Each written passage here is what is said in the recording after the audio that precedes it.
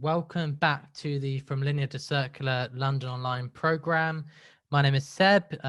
Been hosting a few of these, so hopefully I know most of you by now.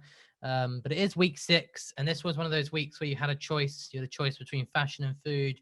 We all know what the right choice was, so congratulations, you are in the right place and you've passed that particular test. You value your food more than you value your clothes. That's great. Co-hosting with me this week is another, I think, familiar face, Monica from our learning team. Monica is our learning innovation manager here at the foundation, and her work in particular, in case you guys haven't seen it for a while, her work in particular focuses on working with our global partners on their learning transformations. Welcome, Monica. Monica, I understand that you had to fight pretty hard internally to get the rights to co-host this session because you're so passionate about food. What is it that excites you about this topic? Yeah, thank you. It's great to be co-hosting this one with you again. Yeah, I'm interested in a couple of things, but yeah, firstly, I care about nutritious and tasty food, like probably a lot of you.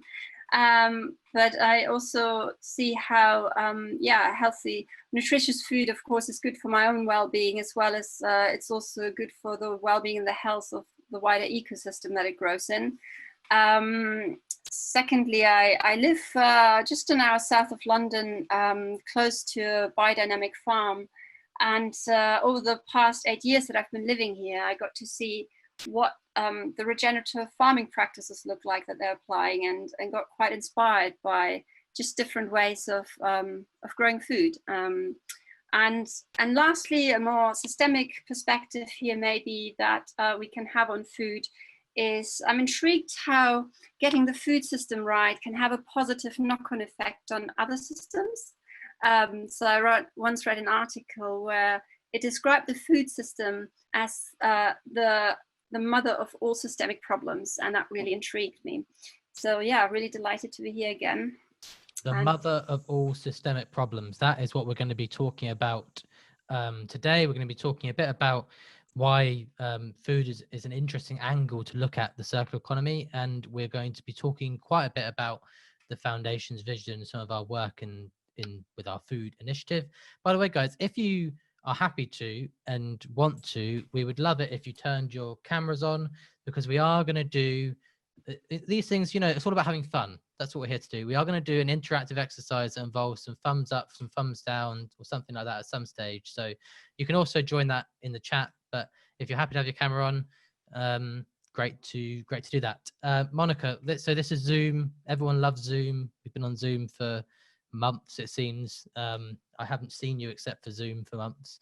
What are some of the rules, the boring admin rules that we need to remind people about when? Yeah. So for those of you who might have forgotten, I assume you still perfectly remember it's. Please focus on topic related questions related to this webinar. And put them in your chat box, and we have a lovely team behind the scenes that is able to support us in answering as many as possible, and we'll be able to pick up quite a lot of them hopefully in today's webinar. So great. I just, before we introduce today's guest speaker, I want to just reflect a little bit on last week. Thank you so much to everyone who either directly posted in the Slack channels their reflections on last week's sessions, or did so via the conversations that they had in their trios and groups. So a few things that I just pulled out that seem to be recurring themes. The notion that seemed like this sense that, so we had 2 webinars last week, one on plastics, one on policy. From the plastics webinar, the sense that plastics are essential seemed to come up time and time again. Obviously our team on that did a good job of conveying that notion and message. But of course and actually that there are 2 things that then came out as what are the actual solutions or critical ideas in that space that seemed to resonate with you. One was this notion that actually the solution is via collaboration. So it's about looking at a variety of stakeholders across the system, and we need to think about the system. So only looking at how do we clean up plastics or how do we recycle more plastics isn't the way that we create that. And obviously in that session they talked in some detail about the innovation agenda and some of their large collaboration efforts across the industry and the work of some others as well. Across the policy role, I saw from the policy session, there's quite a mix of different views, and I really encourage anyone who hasn't checked those channels out. We'll try and provide some like larger scale feedback from ourselves at some stage, but it's really interesting also to see what you guys are agreeing with and disagreeing with. I saw a lot of people pull those things out. Really cool just to reflect on people's experiences. But two really significant themes that seem, or two significant ideas that seemed to come out of that session and were repeated several times was like this acknowledgement that policymakers play this really significant role in terms of creating a vision as well as just delivering legislation and regulation. They have a role in harnessing some of that collaboration that maybe we talk about in the plastic sector and other sectors. And also that there are different levels of policy action, and the cities and even local levels underneath cities, there seem to be a lot of reflections that echoed the importance of that. So thank you very much for all of that. And we'll be asking you to do something quite similar with these two topics this week, so everyone gets to share the experience, because you have to choose. Who have we got joining us this week, Monica? Well, today with us is the latest member of the food team. So we got Elliot with us today. And yeah, I'm really excited to hear a little bit more, Elliot, about what got you to join the food team at the MacArthur Foundation, and what brought you through this topic in general. Yeah, sure. Thanks for having me both today, Seb and Monica. It's a pleasure to be here. This is my first ever speaking role for the foundation, so pretty exciting. So I joined the Ellen MacArthur Foundation food team in March of this year. I joined as a senior analyst, and my primary role in the team is to develop food content, resources and tools that will help to accelerate the transition to a circular economy for different audiences. It's a really exciting role, and I'm very happy to do that. You asked me to provide a couple of reflections on how I got into this space. A couple of anecdotes from my childhood which came to mind. I remember being on holiday in the Scottish Highlands with my family when I was about 10 years old, and as a treat we had an Indian takeaway from Marks and Spencer's. And I was quite curious in those days, still am, and I was reading the ingredients label. And I distinctly remember reading the label, and it said, this item contains chicken from both Poland and Brazil. And that really struck me as like a completely perplexing and bizarre notion. How could the food system enable that to, or what are the conditions that enable that to be like a viable thing? So that always stuck with me about the idiosyncrasies of the industrial food system. And then secondly, I just, there was another time where, despite growing up in rural Leicestershire in a small village, came to realize that I was never really sure if I'd ever eaten any of the food that was grown in the fields around my village. Had this real like sense of disconnection to the food and the landscape that was growing around me. So after studying climate change, I naturally came to the conclusion that food system was the area that I wanted to work in, and here I am. Great. Well, thanks for joining us. And I guess what we've heard from you and from Monica actually in the introduction is this sense that we all have a kind of personal connection to food. Loved both of your stories, and the first thing we want to do is to help people understand a little bit through the lens of one product, their own connection to food. First thing though, I just want to, I've got a really great Zoom hack for everyone. This blew my mind when I discovered this. In the top right corner of the Zoom window, there's and some of you may know this and you may be laughing even at me for having not known it sooner. There's a button that allows you to flick from speaker view to gallery view. And when you click gallery view, you see everyone. There's like rows and rows of people, which is super cool. So for this next exercise, if you flick to gallery view temporarily, it may enhance your experience just slightly. Because what we want to do is we want to just initially get you to think a little bit about your food. Yeah, I see some wows in the chat window. And actually, when I say food, we're going to talk about coffee. So it's actually a drink, but it's in the same sector. We wanted to ask people, Elliot, how many coffees have you had today? Now, if you're on video, just put up a number in your with your hands. If you're in chat, if you're not on a video, just pump it through chat. A few zeros, and then obviously if you click through, you can also see people's responses, and you can see 2 or 3 Quite a lot of there. clues. Yeah, sometimes, I mean, obviously the problem with this exercise is that not everyone's addicted to caffeine. And so it's quite possible some of you will be thinking of zeros, but it seems like we've got quite a few coffee drinkers on the call, which is great, which means that you're going to really relate to this next part. Why is it interesting, Elliot, to ask people how many cups of coffee have they had in a day?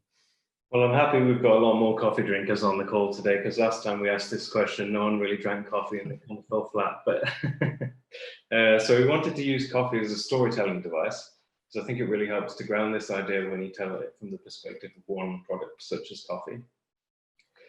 So in this positive vision of circular economy of food, people, nature, and the economy are able to thrive long term.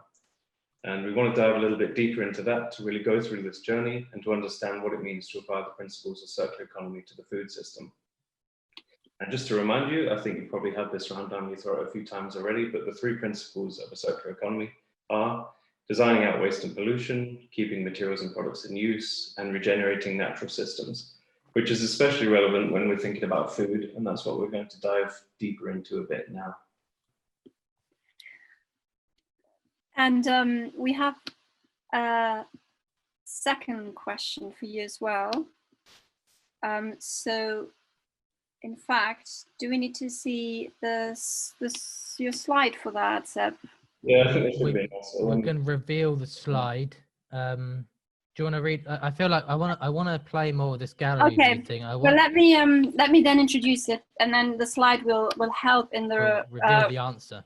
Exactly. So, looking into the benefits of regenerative farming. So we mentioned regenerative farming already, and there are different ways of growing coffee. So we have here a question for you: is regeneratively shade-grown coffee can sequester the equivalent of consuming how many barrels of oil per hectare per year? I'm going to give you 3 answers for that. But in case you're getting confused by a lot of big words or kind of confusing words or terms like shade-grown coffee or sequestering. So the shade-grown coffee is just a different way of growing coffee, which is a more regenerative way. And we'll hear more about that later. And sequestering as in carbon sequestering. And so if you were to look at how many barrels of oil per hectare per year can regeneratively shade-grown coffee sequester, is it 2 barrels of oil, 14 barrels of oil, or 40 barrels of oil? So shall we do it, Monica, where when you say the answer, wave your hand when you think you know the right answer, as in like, so Monica will read the 3 things out slowly, wave or type in the chat your response. That was a good question from Tom in the chat, which just came up, and we're talking about CO2 equivalents, so that also includes methane and nitrous dioxide as well. So CO2 equivalents. So what's the benefit? Is it? Okay, so is it 2 barrels? I'm going to gallery view now. Not many hands coming up. Is it 14 barrels of oil? Some people are waving at us. Yeah, I see some waves. Some are still a few in the chat as well. Yeah, definitely more waves. Or is it 40 barrels of oil? Yeah, some waves. A few more waves again. I think probably a bit of a split decision between 40 and 14. Elliot, can you reveal to us the answer? And I am going to show people what we mean by shade-grown coffee. Yeah, so the answer is 14 barrels of oil. So it's right down the middle there. Maybe I can spend a bit of time unpackaging that and what we mean by shade-grown coffee as well. Yeah. So on the right, we've got a natural forest ecosystem, untouched. And as you all know, coffee grows in the tropical region. So that would be the ecosystem that's in its place if there were no agriculture at all. In the middle, we have linear monoculture, so-called sun-grown coffee production, which is how the majority of coffee is grown today. Now, these systems are damaging and degrading for ecosystems and very much dependent on finite resources to grow. All sorts of inputs such as fertilizers and pesticides that are damaging to the ecosystem. Whereas on the right, we have shade-grown coffee. So shade-grown coffee systems are one form of regenerative coffee production. They're not the only form, but these ones are interesting because they much more closely resemble the natural forest ecosystem. And in these systems, you can have multiple levels of tree canopies that provide shade to the smaller coffee plants. Coffee plants are naturally a forest species that grow on the forest floor, so this much more closely replicates the sort of habitat they like to live in. And these systems as a whole function in much the same way as the natural forest ecosystem, sequestering carbon by the photosynthetic mechanism, locking it into healthy soil, looping nutrients, and providing habitat for biodiversity. You could also call these agroforestry or agroecology systems. And in these systems, you might also have other crop trees growing nuts or fruits, but also timber trees, which can help to diversify farmers' incomes whilst also providing a nice canopy and shade for the coffee plants beneath. This results in a much richer habitat diversity, healthier soil, but also higher quality coffee that can earn farmers a much higher price. Sorry, Elliot. No, I was just going to say, I think it's really important to acknowledge here that actually there is a significant minority of producers who are already using these techniques. I think about 25% of the world's coffee is grown in shade-grown systems. Got a little prop here, for example, the coffee that I drank this morning from Coffee Collective in Copenhagen. This is from a regenerative system in Ethiopia. So I think that's just quite important to recognize the fact that circular economy of food is not some utopian dream, but it's actually really happening in certain ways and in smaller pockets of the economy or in certain parts of certain supply chains. It just needs to be scaled up, joined up, and mainstreamed. And I guess what I always enjoy about this diagram, Elliot, is the system on the left, the natural forest ecosystem. It isn't wasteful. It doesn't have negative, it doesn't contribute to climate change specifically. It doesn't have any of the problems that the challenges that the system in the middle has. And so there's something like quite nice about the way you tell the story, that in many ways it's not about copying nature precisely, but it's about being inspired by nature to replicate some of the successful things that nature does really well. Yeah, I'm sure many of our participants have heard of biomimicry, and I think like agroecological systems are very much inspired by biomimicry because they closely mimic natural systems, but they're not exactly the same. And yeah, and actually, funny you bring up biomimicry, because that we do this thing, Elliot, on these programs called the Monday question. And that was the exact question that we asked. We were asking this Monday and talking about in the Slack channel was, what debt does circular economy owe to biomimicry? And I guess in the case of the food system, there are quite a few questions. In case of the food system, that's a great example. There are quite a few questions, I guess, coming through about scalability or scale. And I guess you kind of already alluded to that in some ways by saying, there are still some efforts needed to kind of join up some of these kind of promising initiatives. Is that still fair to say? Or, I mean, there are still some regenerative agricultural farms farmed regeneratively that are quite large scale, to be fair as well. Yeah, I mean, like I said, 25% is a significant minority of the system. I could use another example to describe this. There's a reasonably famous sugarcane farmer from Brazil called Leontino Balbo. I think we might have a video of his on our website.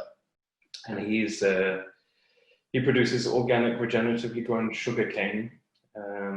He produces about 75,000 tons of this sugar every year, which is equivalent to about 34% of the world market.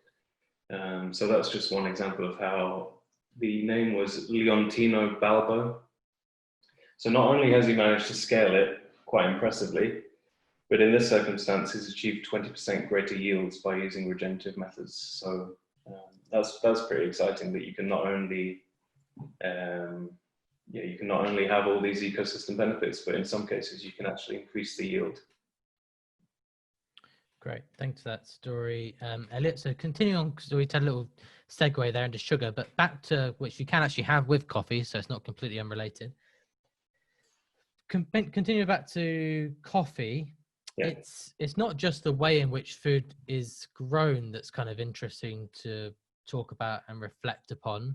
We also want to ask these guys another question, which is how much of the whole coffee cherry actually goes into a cup of coffee? Now, I feel like the first obvious question for me to ask you, Elliot, is most of us know what a coffee bean is, but what is a coffee cherry? Yes, well, I'm glad you got this nice picture up just to help explain. So these beautiful little things here are called coffee cherries, and this is the fruit from which coffee comes. So the bean that you get and roast is the center of that fruit. Think of it kind of like the stone of a plum or the pips of an apple, something like that. And in order to make a cup of coffee, you remove the flesh from that stone. You roast it, you grind it up, and then you filter water through those grinds. Now, typically we don't eat the flesh of that fruit. So I just want to ask you the question, how much of that coffee cherry actually ends up in the final cup of coffee? We're talking a percentage of the wet biomass of the whole coffee cherry for the nerds out there. So, good to make sure we clarify the rules of the game. 3 options once again. I'm going to say them slowly. Wave when I give you the first option, or post in the chat. First option is 0.2%, just 0.2%. Not a few. I'm going to say not many people waving, but actually there are a few people starting to wave. The next and Anna option is asking whether that's after drying it or not, and does it matter? You need to factor in the drying process because the wet coffee cherry does contain water, yes. Right, thanks. We've got some real sticklers for the rules in this broadcast. Just there's no consequences for getting this wrong. 0.2%. Now that we know about the wet and dry, I'm just going to go right back through once again on 0.2%. A few people. So the next option is 2%. Anybody going to start waving for 2%? 2% of the coffee cherry used. Okay, so a few again. And the final option is 20%. Who thinks that 20% of the coffee cherry is used? Looks like in the chat window, 2% say window. We've got a few people also liking 2%, 20%. Elliot, I think some people are going to be quite well, I don't know if disappointed is the right word. Maybe slightly surprised. What's the answer? Well, maybe angry we didn't phrase the question correctly. So the correct answer is actually 0.2% ends up in the final cup, which sounds quite ridiculous, doesn't it? The fact that 99.8% of the biomass of the coffee cherry is to some extent wasted, or if not wasted, then at least not used at its highest value. And just to unpack that a little bit, because it does sound a bit strange, but that's essentially because the coffee that you drink is just water that passes through the roasted center of that coffee cherry for a couple of minutes, and then you drink water that's touched the dried center of that fruit. You don't use the pulp of the fruit, and then you throw away the coffee grounds at the end. So there's a vast amount of waste associated with it. So I've pulled up another image, and it I guess shows a different vision for how we might utilize all of the different byproducts that come from that coffee cherry. It's one visualization example of that. Mm-hmm. So a circular economy for food would make waste a thing of the past, because the byproducts of producing food would become valuable inputs to the wider economy, the wider bioeconomy, and nutrients would be returned safely to the land. And this approach would take inspiration from nature, as natural systems are inherently regenerative. The nutrients from one species become food for the other. Now, to some extent, this is already practiced by smallholders. By smallholders, I mean farmers with not very much land in developing countries. In some cases, they use the husk and the pulp as compost or as other agricultural inputs. And indeed, this may be the most realistic use for smallholders in developing countries. However, all the byproducts of brewing a cup of coffee, the husk, the pulp, the silver skin, and the spent coffee grounds all have the potential to be transformed into high-value products. So if I can just walk through a couple of those with you. I'm actually going to start from the bottom. We've got EcoAlf from Spain, who've produced a textile from spent coffee grounds. So that's after you brewed the cup of coffee, you've got the waste coffee grounds. They've managed to convert that into a textile, which is quite an interesting application. But of course, in the circular economy, it wouldn't just be enough to create or design something from waste. if that ended up in landfill itself. So it's really important that if you're making biomaterials, they're safe to be cycled, they're recyclable, and they're substituting linear materials and then cycled afterwards. So similarly, you can produce different food ingredients from these byproducts. So both the coffee cherry from the pulp or the husk of the fruit and the spent coffee grounds can be utilized as novel food ingredients called coffee flour. I've actually got some here with me just to demonstrate as a little show and tell. This is some dried coffee flour, which is from Café Bueno in Copenhagen, where I am at the moment. By the way, returning to speak of you at this point will help again to see Elliot's video better. So it's a type of food product that is supposed to, or the aim of it is to produce a high protein, gluten-free wheat flour replacement. I've tried baking a couple of things with it myself. To be honest, the sourdough bread is a little bit bitter using that as an ingredient, but I've made brownies with it, and it makes a really interesting brownie. It's like quite nutty, has a bit of a coffee flavor, but it's not too much. So spent coffee grounds can be used as a direct ingredient in food, but it can also be used as a growing medium for mushrooms, for example, from Rotterdam in the Netherlands.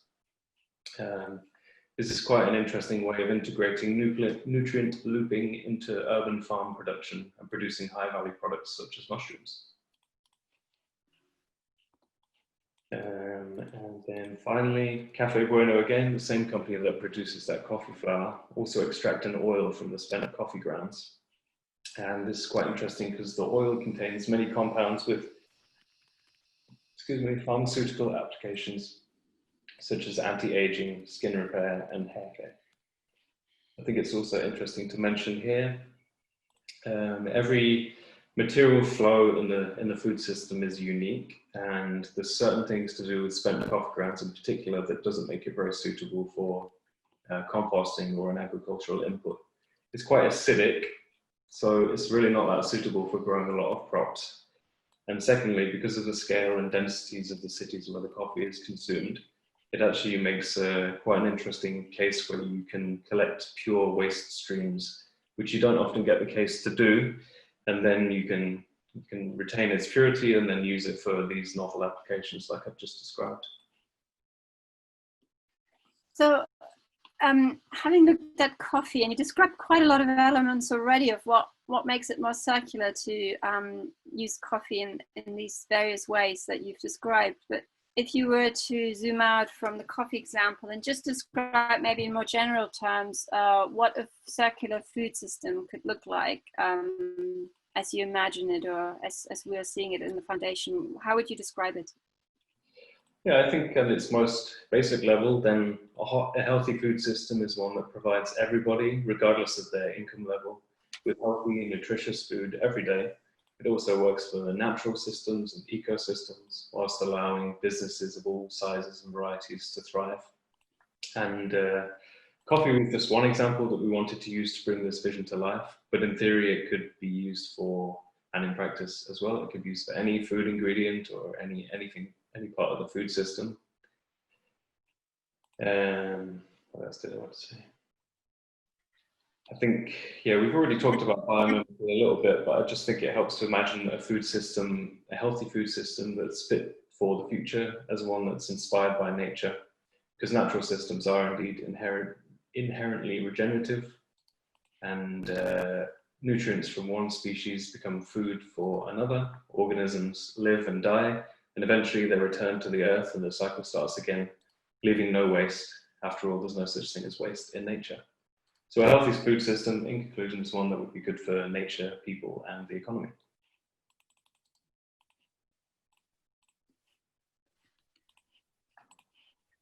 Thanks. Yeah, I'm just sort of ready to, I think, move on to what that looks like for cities, and just seeing, there's a lot of elements in there that you describe, and I think a visual would really help to bring that more to life, of how they all interact, these different sort of, yeah, key components of a circular system. It's funny you say that a visual will be helpful, Monica, because I literally just happen to have this on my computer right now. Brilliant. I mean, Elliot, maybe sorry, I realized I cut Monica's question off there a little bit. It's we've talked about some really big topics. How do we start getting focused, or where do we start in some ways? And I guess cities are one interesting angle that the foundation takes on that. Mm-hmm. So I think it's important to take a step back a couple of years. Before I joined the foundation, the food team in 2018 conducted a rigorous analysis of the food system to try and understand, well, first of all, what makes the modern industrial food system so linear? And then secondly, what's the true potential of applying different circular economy principles within cities? One of the key findings of that research is that for every dollar spent on food globally, there's about $2 worth of costs, half of which is associated with consumption issues like hunger, micronutrient deficiency, and obesity. But the other half, equal to about $1, is actually related to how we grow the food and how we manage waste and byproducts. So there's direct benefits for applying circular economy principles to this. And maybe the distinctive angle of the Ellen MacArthur Foundation's food initiative work is this cities angle. And we know that cities have a really big role to play in the future of food, because we know that around 80% of the world's food is going to be eaten in cities by 2050. So they have this incredible demand power, but at the moment they're just sort of this endpoint at the end of a linear system. They almost act like black holes where they're just sucking in food without considering the consequences in a sense. But on the flip side of that, cities could actually use that to their advantage and transform their role so they're taking actions, and they're using that demand power, teaming it up with the fact that cities are also hubs of people, of innovation and ideas, to be stimulating and creating positive impact in their own spaces and making more livable, better cities for people living in them, with a ripple effect all the way to the farms that may be near or far who are producing a lot of the food that will flow into those cities. I have a really good question that just came in from Sahar here. How does climate change impact growing patterns of various crops? Well, that's an incredibly big question. It really depends on the crop type, I suppose, but there is going to be huge knock-on effects to yields of many of our staple crop systems, which I guess is a good argument for creating more like regionalized, localized, and diverse food systems, so that if a climate impact like a hurricane or a disease was to knock out part of the food system in one part of the world, then it wouldn't have such catastrophic global consequences, I suppose. But yeah, it's a huge question. Specific crops are going to be affected in different ways. Sorry, Seb, just one more follow-up question related to cities, which I think is quite interesting, is what share, asked by Anna, what share of food to supply cities can we produce locally in the cities, and what fraction will need to be imported? Mm-hmm. Yeah, well, we did a bit of a deep dive into urban agriculture as part of the analysis.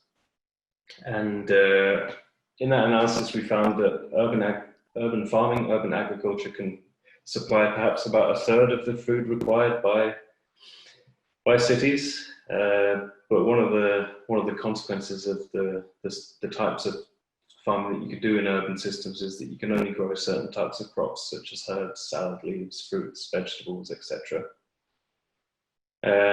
So roughly about 30% of the food could be grown within the cities themselves.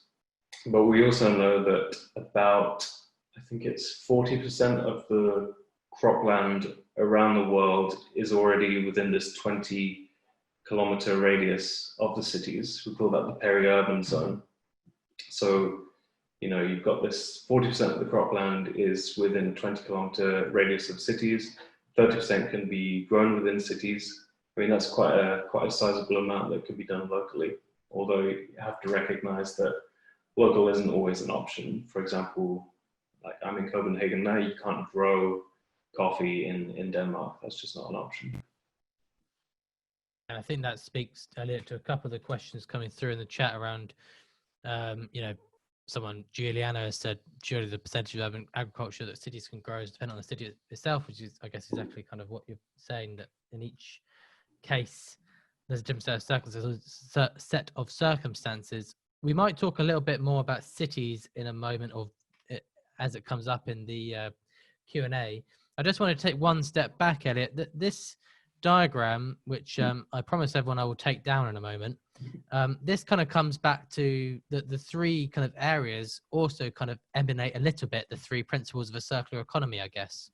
Yeah, so we talked quite a bit about regenerative agriculture already, but just to kind of reiterate, so it's particularly pertinent within cities because of their huge demand power, and they can significantly influence the way that food is grown, particularly by interacting with the producers within that peri-urban zone that I was talking about. And demand for regenerative approaches to food production can help to ensure the food that enters cities is cultivated in a way that enhances rather than degrades the environment and is good for human health. Then we also talked about making the most of food. If you think back to the coffee example, so the coffee flour and the biomaterials, etc. So cities are the place where most of the food will end up, and beyond just reducing avoidable food waste, which is really important, of course, but cities can ensure that the inevitable byproducts associated with the production of food are used at their highest value, transforming them into new products ranging from fertilizers to biomaterials to pharmaceuticals, etc. So rather than just being this final destination, this black hole of food, cities can actually become centers where food byproducts are transformed into a broad array of valuable materials, driving new revenue streams in a thriving bioeconomy. And then finally, the designing and marketing healthier food products. This one's slightly less obvious, and maybe we can dig into it in a bit more later. But through collaboration across industries, food actors have the opportunity to design and market food products, dishes, and menus in line with circular economy thinking. This would result in food that is made using regeneratively grown products and promotes agro-biodiversity that never go into waste. So this is talking about the powerful role that businesses and restaurants have in really influencing the types of products that come into cities and are consumed by cities. So that's really interesting, you're saying designing food. When I think of design, I think of designing products or services, or so can you say a bit more about what you mean when you say designing food? It does sound a little bit strange, but when you think about the types of foods that you buy in a supermarket, okay, the apples and the carrots haven't been designed within the produce aisle, but a lot of the processed foods, anything that's packaged, people have made conscious decisions about what that food's going to look like, what ingredients are going to be involved, what's it going to taste like, etc., how it's marketed. So I think in that sense, all those products are designed because they've had conscious decisions made around what they contain. And similarly, restaurant menus are designed for the same reason, because conscious decisions have been made about where ingredients are sourced from and what the key criteria are for sourcing them. I think we've got a slide to show here, have we? So what role can the design then play in creating a more circular approach? Yeah, so maybe we can talk about this example about plant-based milks here. This is quite a good example of both design and marketing, which is relevant for the company Oatly, but also all plant-based milks. So a couple of decades ago, and even until quite recently, alternative milks such as this were kind of a peripheral product, and they were only available from health food stores and it was generally only people with lactose intolerance, for example, that would buy them. But now they're everywhere, and in fact, I think the plant-based milk industry in 2018 was valued at about $16 billion globally, which is huge. But yeah, going back to design, the companies like Oatly came along, and they didn't necessarily design the product too much, because essentially oat milk is just oats and water. But the branding and the marketing was very instrumental in turning them from a peripheral product to a more central product. And they did this by, from the outset, targeting young people and millennials, and by doing guerrilla marketing campaigns such as this one. I think this is from Berlin, didn't you say, Monica? Yeah, Berlin. Yeah. And they managed to create this very aspirational, eye-catching brand through these marketing campaigns.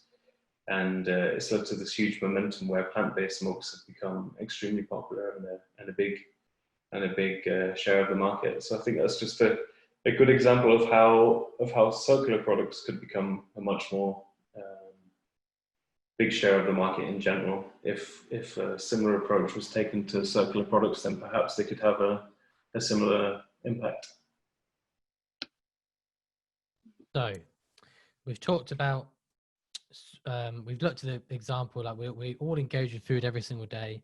Talked about how we want to, how it's very important to think about where does our food come from, how do we source and grow food regeneratively. We talked about how do we make the most of the food system, and we've now talked about the sense that I guess that food, like almost anything else, is designed in some way, and that's kind of important and useful in terms of how we reshape the food system. I think we've got you tracked on this call, Elliot, for another 10 to 15 minutes. So let's dive into some of the questions that have been coming through on the Q&A and have also been submitted via the Slack channel beforehand. The one question we always get, the question that to be honest with you, I've been wanting to ask you this question since the very start of the session, but I thought I will let him talk about what he wants to talk about first. Someone right in the opening forays in the chat said, "Are we all going to be vegetarians at the end of this session?" And it must be something that you get even in your short time at the foundation. I've been asked a few times. Is this about diet shift towards veganism or vegetarianism or any kind of other ism? I'd say we don't advocate for specific diets per se, although there's a couple that I might mention towards the end of my answer. But the key thing for us at the Ellen MacArthur Foundation is actually whatever ingredients are incorporated into your diet, whether it's meat or milk or the alternatives to those, the plant-based alternatives to those, that all those ingredients are grown and sourced regeneratively. So just to give an example, we've already talked about milk earlier, but some of the options that you have in the milk sphere, which are many today, include sort of traditional cow's milk, dairy milk, but also soy milk and almond milk. Now, all of these products and ingredients can be either sourced in quite an industrial, linear, monoculture way, or they can be sourced regeneratively. So if you compared industrially grown soy that was grown in Brazil and resulted in the destruction of primary Amazonian rainforest, that's probably not the better solution than there's been some small scale demonstrations of cow's milk being grown regeneratively to the point that it's carbon neutral. There's a small company in Finland called Valio, which has demonstrated this at some scale, although of course most milk is not grown that way. I think only about 10% of meat and dairy is sourced in a regenerative fashion. And then of course you've got land issues, but I guess the point I'm trying to make is that it's less the ingredient and it's more how it's grown or how it's produced that's the most important thing. On that note of how it's been produced, there were loads of questions coming in the last sort of 20 minutes or so on different ways of growing food, vertical farming, aquaponics, aeroponics. Is there any other technology out there you can share with us? Do you want to just say a little bit more about what you see as something you want to highlight as particular good examples, but also maybe some that you can unpick a bit why they might not be that good? Yeah, I guess maybe the vertical farming one's quite an interesting one to unpack a little bit. So we kind of, we covered urban farming a little bit earlier, and we talked about how at best it can only solve about 30% of the food sourced for cities. I think vertical farming is quite an interesting one because it's almost the epitome of linear food production in many ways, because it can be hyper efficient, but I haven't seen any systems that aren't extremely reliant on fossil fuel energy, or perhaps they could be powered by renewable means. Maybe that's true, but regardless of the actual energy used to power them, they're always reliant on quite linear inputs such as fertilizers and pesticides and these types of things. So I think wouldn't exclude them outright, but I think in many ways these uber high-tech vertical farms are sort of the opposite of circular. Having said that, there's examples like aquaponics systems where you have fish and vegetables which have nutrient looping in between the two. I think those are quite interesting, and they're much more circular, probably more like lower scale, potentially lower tech, but I think they're quite a good way of addressing food deserts in some places. I think there's some really nice examples from both inner city Detroit and inner city Chicago, which are quite well known for being food deserts, but there's been some nice, interesting circular community projects that have solved that to some extent. So I think I'd say it's the same for like lab-grown meat and plant-based meat and all these solutions. Some of them are, or it's just not circular by default, which may or may not be a good thing. I was about to complete our whistle-stop tour of the kind of trends in food by asking you a question about alternative proteins, Elliot, but I guess you've kind of cut that one off at the pass, as it were. Yeah, I'd just say on that note, like probably one of the most famous ones is like Beyond Meat and Impossible Burger, those sorts of things. Currently they're produced in sort of a factory setting in a single factory in California, if I'm thinking correctly. And so they're not particularly circular right now, but if they were to source their pea and soy and potato proteins by regenerative means, and if the technology was maybe used in less of a centralized manner, maybe if the technology was done at a smaller scale in a more decentralized way, then that production method would be both more resilient to external shocks, but also be potentially more circular as well. Just because you're talking about sort of big scale, small scale, centralized or more kind of decentralized, can you say a little bit about the balance that you see in what's being grown, what's the focus here on cities and what cities can do, and what can be done in a sort of rural context when it comes to bringing a more circular approach? And so there, we already said that the foundation has a focus on cities, but what can you say also maybe about what's being done outside of cities and why the balance is as it is within the work that we're doing? I mean, yeah, I don't want to keep name dropping giant corporations because we do have a bit of a tendency to do that sometimes, but there's a company called General Mills, which we're doing a bit of work with, and they're a brand that's quite famous for their cereals such as Cheerios and Quaker Oats, these types of things. And they've set a challenge to produce 1 million hectares of their production in regenerative ways.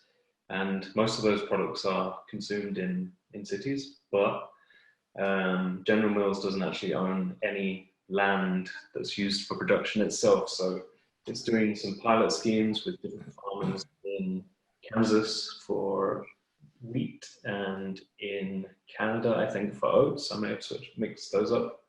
But all that land is owned by small scale farmers who are contracted to General Mills. So if we often talk about these bigger companies, that in many ways has knock-on effects for small producers like that. So hopefully that kind of answers the question. I mean,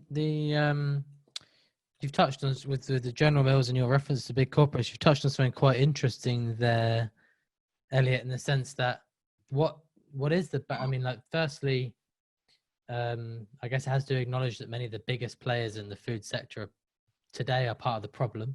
Yeah.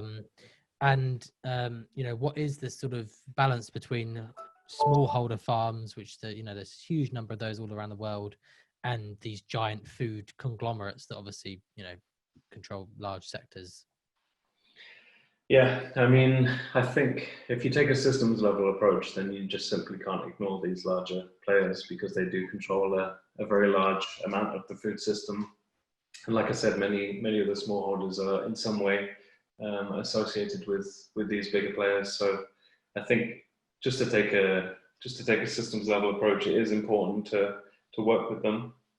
I would say, so part of my role at the foundation is to develop, mostly my role is to develop content, tools and resources that are aimed at different audiences. And I'm particularly interested in how the foundation is best placed to interact with smaller producers such as this, because in some ways it's easier to work with the bigger players because you have, you cover more with single meetings, if that makes any sense. So if anybody has any good ideas in the chat to share about different ways that we could better engage with smaller businesses, with smaller farmers, definitely interested to hear, or you can send me an email as well, because it is a little trickier to engage with some of the smaller players, I have to admit. So you mentioned General Mills and being a big corporate, and we do work with Danone, we work with Unilever, we work with a number of bigger corporates. Is there what is your response when people are challenging you on that, or are challenging the foundation of why work with these big corporates? Well, like I just said in the previous question, I'd say you can't really take a systemic level approach unless you're integrating these kind of players into your work, because they do control a large aspect of the supply chain. And I'm not some mega capitalist who really wants to defend these bigger companies. I just think it would be wrong to ignore them, because they do have genuinely a big role to play. But then, as we kind of saw in COVID-19, we haven't referenced that yet at some point, so I think it was maybe time to reference it. We did see like a real shift towards regional production in some ways, just because there was much more demand for community-supported agriculture, for example, and it was the large corporations that in many ways were bigger disrupted. So yeah, I think it is extremely important to focus on smaller producers as well. And yeah, it's a big call. If you have ways to, if you can think of ways that we can better engage, I would be very willing to hear them.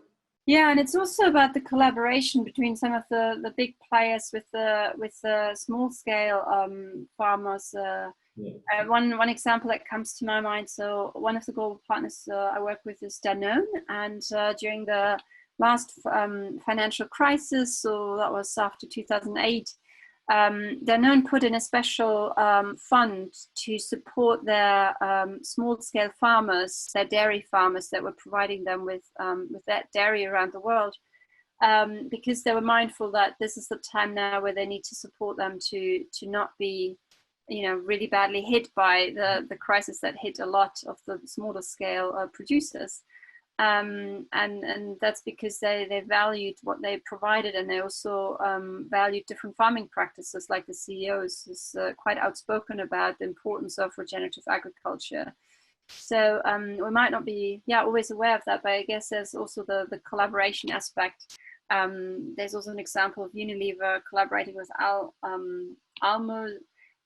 So that is a social entrepreneur, and that's more packaging related, so I don't want to go into that. But there are different examples of collaborations between the sort of bigger players with the others, and I think that's what you were saying.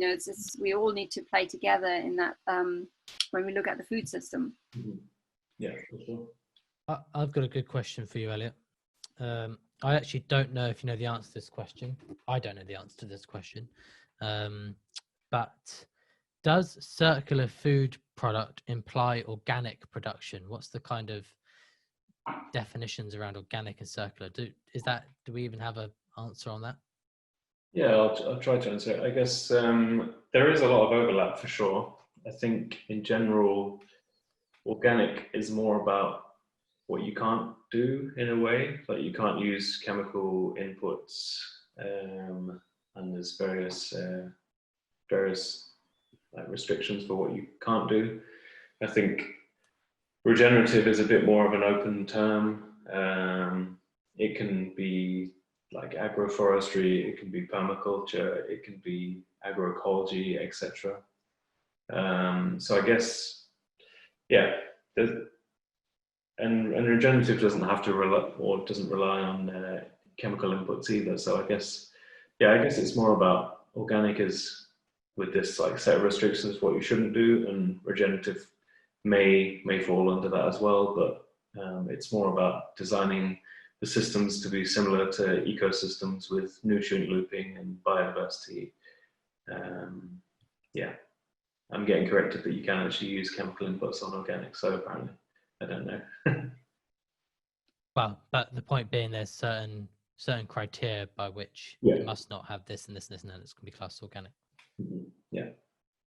But there's definitely a lot of overlap, and you sometimes see the term organic regenerative or whatever. So yeah. May I ask one final question, Seb? Absolutely, Monica. So just because I did see that question pop up a number of times, and I don't think we said anything about it yet.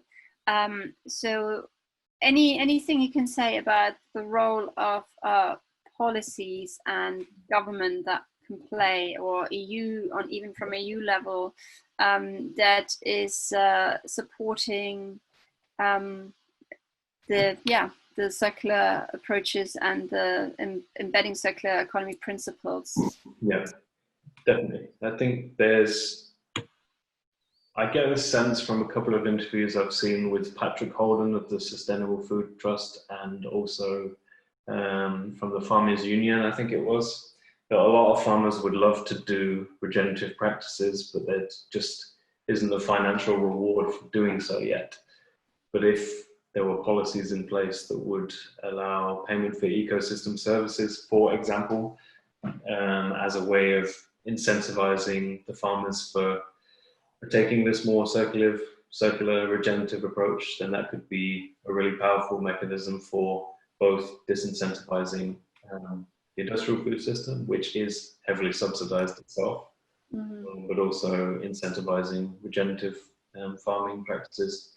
I think the Welsh government, the devolved Welsh government, is quite forward thinking in this, and maybe one of the few advantages of Brexit is that the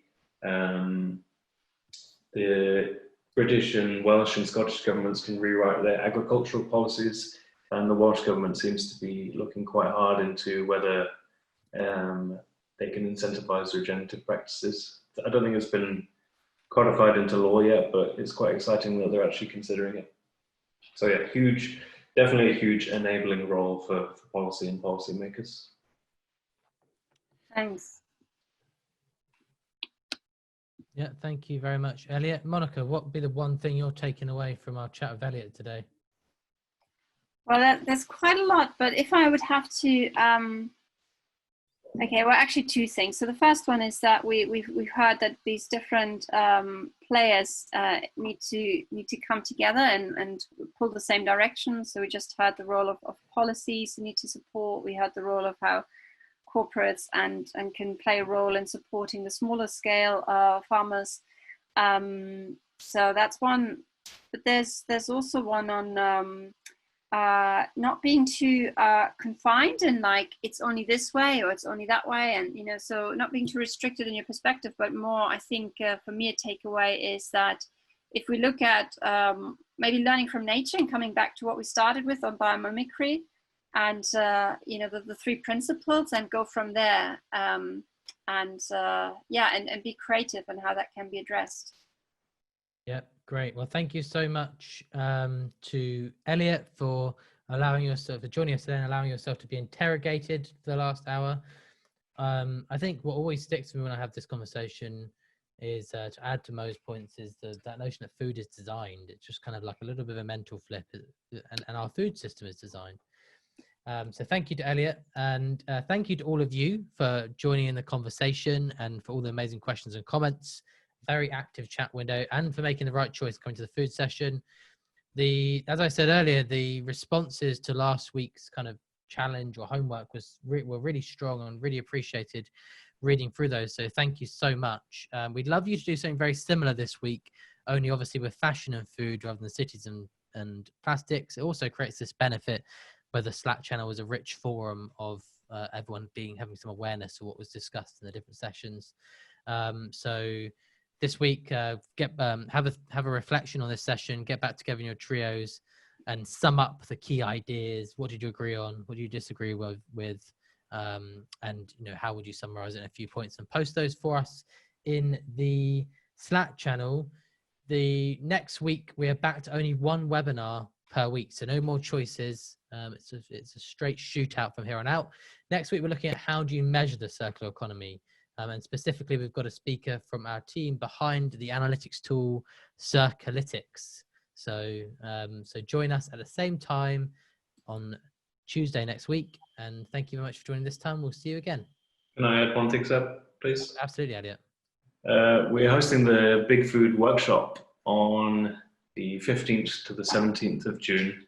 And we'll be having speakers, quite a lot of interesting speakers from chefs, from urban waste valorization practitioners to farmers, etc. So over 3 days, we're going to be really digging deep into this topic.